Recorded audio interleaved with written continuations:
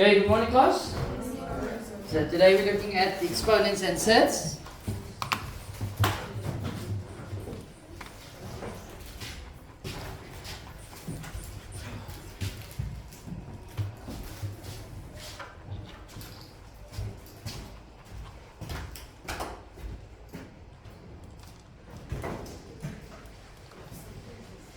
So today we're looking at solving equations with rational exponents that can be factorized as a trinomial. For those of you girls who like to write headings and paragraphs, it's a nice thing to write there. It's your heading for today. Okay? So yesterday we looked at rational exponents that can just rational exponents, no? So who can remember the rule? If the numerator is even, plus and minus, no? The denominator is even, answer must be positive. If it's not, no solution. Okay. So now we're looking at example 1, which is on page 13. This is for exercise 1.7 on page 14. Please don't die on us now. Maybe in LO period or somewhere else. No? Just not in the maths period. No, I must write a long report on what was your last words and all of these things. If you die here. And I don't like writing reports and stuff. Right. People, the question says solve for x. We got x to the half minus 3x to the quarter minus 10 is equal to 0. So what can we do here? Other than skip the sum.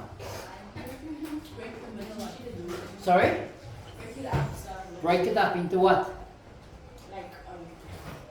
Like a good start, yes? Yes? And then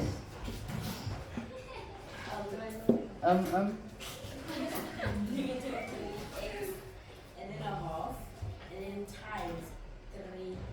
So you're saying you're going to break up the middle term as negative 3x to the half, yes? Times? X to People, when you multiply in base of the same, what do you do to the powers? You add it, you multiply that back, I get negative 3x to the 1. So, there we know that. Let's look at this here. You say, okay, if I must write x to the half in terms of x to the quarter, what would it be? X to the quarter square. So what is the rule if something is raised to the high exponent? We multiply the exponents. Not so. If a base is raised to a high exponent, we multiply the exponents. What power is raised? Okay. So what is quarter times 2? Then that's what I have there. X to the half. Not so. Plus, minus 3 x to the quarter minus 10 is equal to 0. So hang on. What does that look to us? Look like to us now? There we go, a quadratic trinomial. A trinomial. A quadratic trinomial. Not so. So, it's going to say, what was here? I can actually write this in an easier format. Not so. I can say let k equal x to the quarter. Let k equals x to the quarter. If k is equal to x to the quarter, what would that equation now read? K squared minus 3k minus 10 is equal to 0. So hang on. Trinomial. Not so? There we go. K and K. 5 and 2. What about our signs? Plus and a minus. Not so? So the bigger product must be? Negative. There's minus 5 plus 2. You all agree with that? Is there any confusion at this point?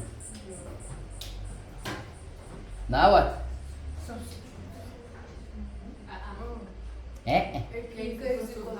K is equal to 5, yes?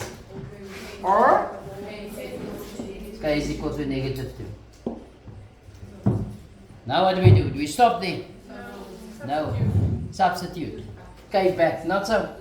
So I say x to the quarter is equal to 5. Or x to the quarter is equal to negative 2. So what is the rule if the denominator is even? The number must be positive.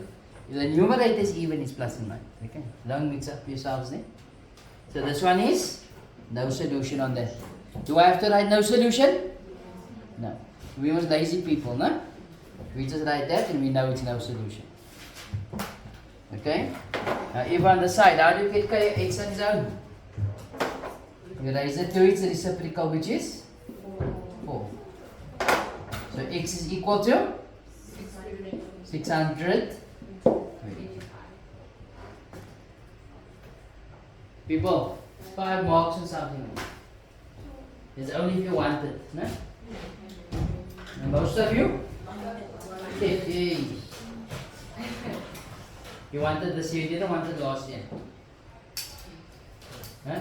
You wanted last year also. Yes, Lucy. Okay, so this, the question is just to refresh here quickly. So what we do is we take always the first term and we write it in terms of it. Okay? That will be x to the quarter squared minus 3x to the quarter minus 10 is equal to 0. Okay, so what happens now? Whenever I see a k, whenever I say x to the quarter, I put a k. So if I now take that into account, that I'm going to replace with a k, and that I'm going to replace with a k. So what is going to read now? K squared minus 3k minus 10 is equal to 0. And then I solve for k, and I substitute the equivalent of k again and solve for x. Okay. Right, any other confusion here, people? No. So let's look at example 2 on page 14. I'm moving too fast. Okay, I'll move a bit faster then. Yes, okay. So at this point we're looking at example 2 on page 14.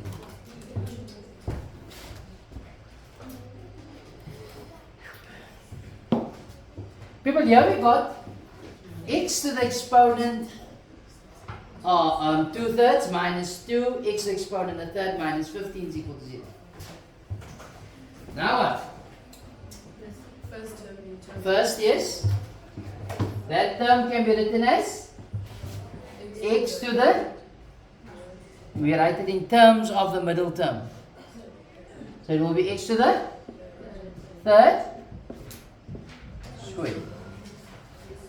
Do you all understand? Because what is a 3rd times 2? 2 over 3 or 2/3.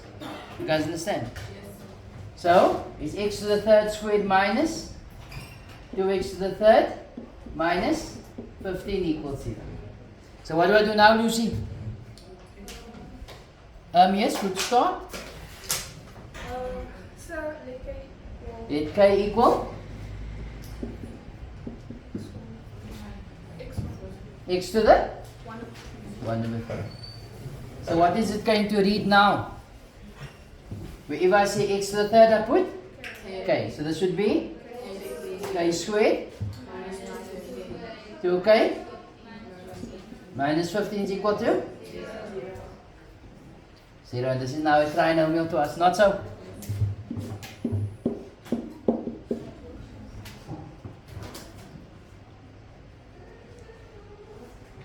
So what are the factors? It's going to be 5 and 3. What about our signs? Plus and minus. The bigger product must be negative, the sign of the negative middle term. So what do I do now? K is equal to 5 or? K is equal to negative 3. Have I answered the question? The question was to solve for x. So what is the equivalent of k? X to the 3rd. So x to the 3rd is equal to 5 and x to the third is equal to negative 3. And this one is no solution, not so? Is a solution. Why? Because the numerator or the denominator is not even. The denominator is not even. Now what? How do I get x on its own? Raise it to the power 3 both sides. The reciprocal of a third. So x is equal to 125. This side, if I raise this to the power 3, exponent 3. So this is x is equal to negative 27. Any confusion here, people?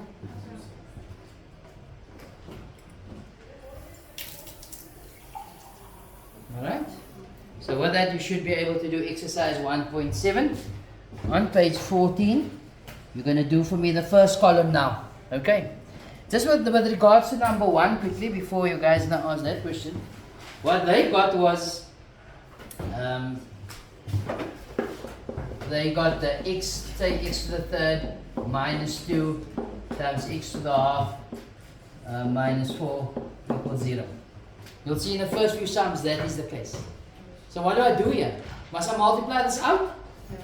No. This is already factorized, people. It's already in factor form. So what do?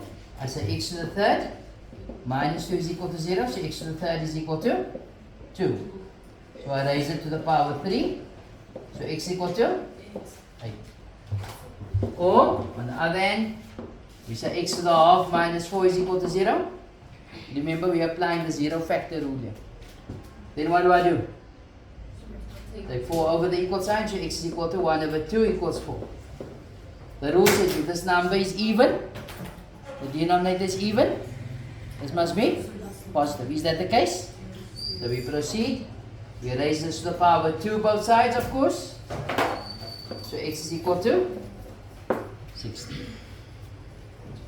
Will you guys understand? No? That is at that point there already. Okay. So please do the first column for me. I'll call you up over now to check you guys understand. Okay. Sorry? Yes?